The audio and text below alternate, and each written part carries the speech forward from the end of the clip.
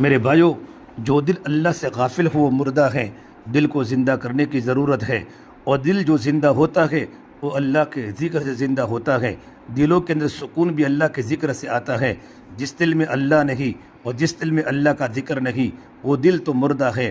ایک مرتبہ ایک آدمی حضرت بایزید بستامی رحمۃ اللہ علیہ سے ملاقات کے شوق میں اپنے وطن سے نکلا۔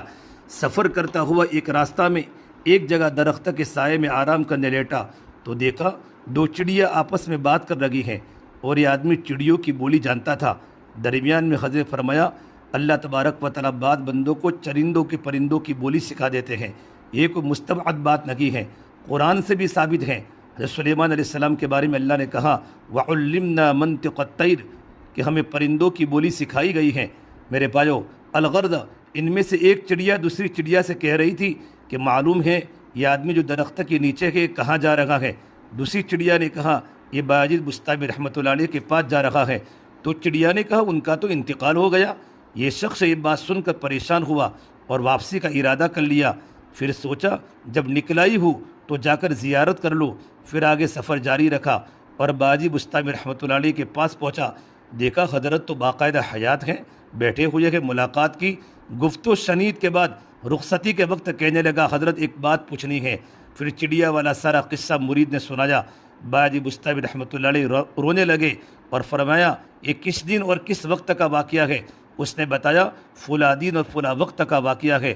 حضرت بایزید کہنے لگے ہاں بھائی، یہ چڑیا سچ کہہ رہی تھی۔ اس وقت کچھ دیر کے لیے میرا دل اللہ سے غافل ہو گیا تھا۔ اللہ سے دل کا غافل ہونا یہ دل کا مردہ ہونا ہے۔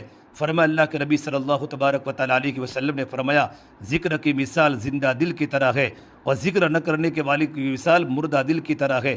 جو آدمی اللہ کا ذکر کرتا ہے اس کا دل زندہ ہوتا ہے، جو آدمی اللہ کا ذکر نہیں کرتا اس کا دل مردہ ہوتا ہے۔ بھائیو، ہمارا حال کیا ہے؟ ان کا دل تو کچھ دیر کے لیے مردہ ہوا تھا، ہمارا دل تو ہمیشہ مردہ رہتا ہے۔ ہم اللہ کا ذکر ہی نہیں کرتے۔ عجیب اور حیرت انگیز واقعہ ہیں۔ اس واقعہ سے ہمیں عبرت حاصل کرنا چاہیے اور ہمیشہ اللہ کا ذکر کرنا اور اس کا دھیان رکھنا چاہیے۔ کم سے کم ہم فجر کی نماز کے بعد صرف 3 تسبیحات کی پابندی کریں۔ تیسرا کلمہ ہے، درود شریف ہے، استغفار ہے۔ عصر کی نماز کے بعد پابندی کریں۔ اٹھتے بیٹھتے چلتے پھرتے یا اللہ یا رحمان پڑھتے رہیں۔ لا الہ الا اللہ کا ذکر کثرت سے کرتے رہیں۔ ہماری زبان 24 گھنٹے اللہ کے ذکر سے تر و تازہ رہے۔ جب انسان ہمیشہ باوضو ہوتا ہے اللہ اس کے دل پر ذکر کو جاری کر دیتا ہے۔ ابو درداء فرماتے رضی اللہ تعالیٰ عنہ، جن لوگوں کی زبانیں اللہ کے ذکر سے تر و تازہ ہوگی وہ لوگ جنت میں ہنستے ہوئے داخل ہوں گے۔